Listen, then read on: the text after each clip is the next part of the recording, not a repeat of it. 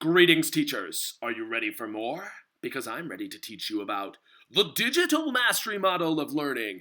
If you don't know anything about the mastery model of learning, go check out my video on that first, or brush up on it in one way or another. This is really the next step to the mastery model and making it attainable, at least how we at our school are making it attainable for all learners of all ability levels in one classroom. It's a really exciting process. And go ahead and ask. I know you've been doing things one way for so long, it's so comfortable, and it's so hard to change. Why on earth would you want to learn about the digital mastery model? It is differentiation like you have never seen before. When you can see all of your students working away in their ZPD, their zone of proximal development, in your classroom working hard in rigorous activities, it changes the way you see things. It changes the way they see things. It completely redefines your classroom and redefines the role of teachers and students as well in a good way. We're talking about tremendous amounts of independence on the student level, tremendous amounts of creativity from a teacher level, and really you get to do that stuff that you're probably passionate about, that you got into teaching for, coaching and working with students, and really that inspiration work, being that driver of learning in your classroom. It really redefines your role. You have more time to deal with social emotional needs in your classroom than in any other model. And you'll see as I break down the times and really how this works in future videos and what teachers are doing, you get to work with those students that absolutely need you. You get to deal and manage with those behavior problems in a way that is completely non-intrusive to other students in the class, or I should say at least less intrusive. You have much more time and much more capability to deal with students that need you without taking away from the rest of the class. And my favorite part, kind of as I'd mentioned before, it's incredibly creative. It's expansive to your body of work. You start creating units and creating instruction and finding and locating things for your classes, and that doesn't go away. In the digital model, you have that forever. If you create an instructional video, you get to use it this year, next year, the year after, 10 years from now. If you get hit by a bus, your friends can use it. This is exciting, and it really expands your body of work and makes you more valuable as a teacher, specifically when you're looking for jobs. You can come to the table and bring entire units or even entire years of study to the table, making you far more valuable as a teacher. All right, so let's take a look at it, the digital mastery model. Now, that word digital implies some devices. And yes, this model is, I'm gonna say, impossible to implement in a room where all students don't have some sort of digital device, either Chromebooks or my favorite is iPads.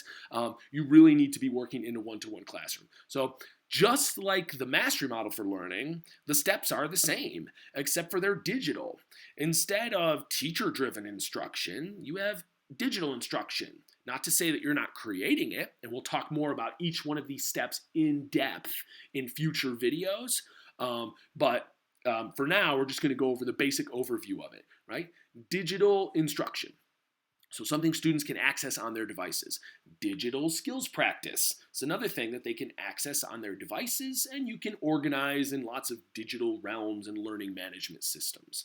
After digital skills practice and they prove mastery, that they have not only witnessed this instruction, they've learned a little bit, they've mastered some of the skills that come along with it, you want them working in digital micro projects or micro applications of the skill, right? They've been using devices to this point. You really want to design something where they can get up, get out of their seat, get out of their device, they can move, they can talk, they can use language. You really want an opportunity launched through the digital realm. Now, I say digital projects, I don't mean they're doing stuff on their computers. I mean, you housed this and you put these projects somewhere on the internet and they can access them and see what they're supposed to do from their device. It doesn't mean they're using the device.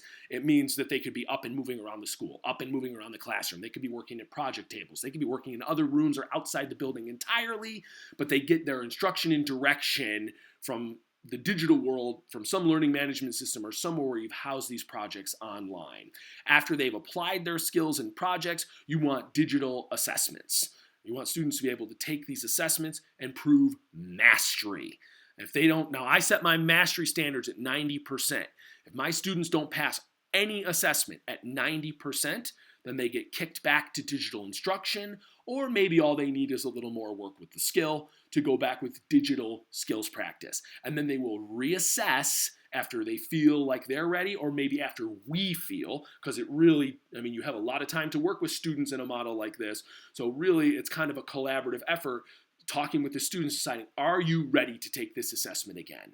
And then really reflecting if they pass or don't pass, taking that moment of reflection and, okay, what was wrong about what we were thinking beforehand, or how could we fix this so that we can be ready for that assessment next time? Because they might have to take it 2, 3, 4, 5 times before they pass it.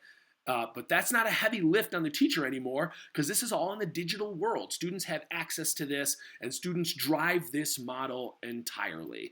Okay, so the effect of all of this, right? If you can take the mastery model and you can plunk it down into the digital world, there's some tremendous positives and also some things you might be going, The first one is it's a lot of work. You have to track down or create all of this instruction and skills practice, these assessments, these projects. You have to house them digitally, and they have to be all there ready for students to access them all at different times. So you do a lot of work on the front side. And then we're going to talk about really, you have to be very adaptable in class, in the moment, and we'll talk about that in my next video, right? But there's a lot of work that goes into this beforehand.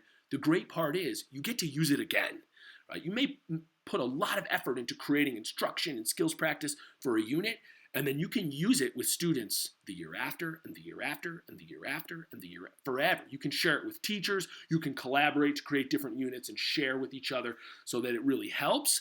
But it certainly takes a lot of work on the front side. You have to have a growth mindset in order to be successful in this model. Now you might say, well, my students don't have a growth mindset. Well, you need to work on that. Right? And you have lots of time to do it. The students that have mindset issues and are the classic, I can't do this, you will have more time to work with them on breaking down those barriers and getting them access to a quality education than you would in any other model, right? They don't get in your way anymore. They become your focus, right? These are the students that you work with to really, do that work of teaching. Again, probably why you got into this profession was to work with those struggling students, and you have more time to open mindsets to things that would have normally been closed in a traditional classroom than you would in any other model. And then finally, teaching and learning time are completely redefined in a really, really, really good way. And this is a good launching point for my next videos, where I will talk about that redefined teaching time, and then I will talk about that redefined learning time. I hope that this helped you maybe grasp how, at least skeletally, how the mastery model could be alive and well in a very diverse classroom today, right now, with lots and lots of different students. It's something that I've done for years. It's something that I'm passionate about. It's something that we are opening a school really with this as the cornerstone of our skills onboarding, our professional development, and really how we tackle basic foundational learning for all of our students. And I will see you next time when we talk about that redefined role of teacher.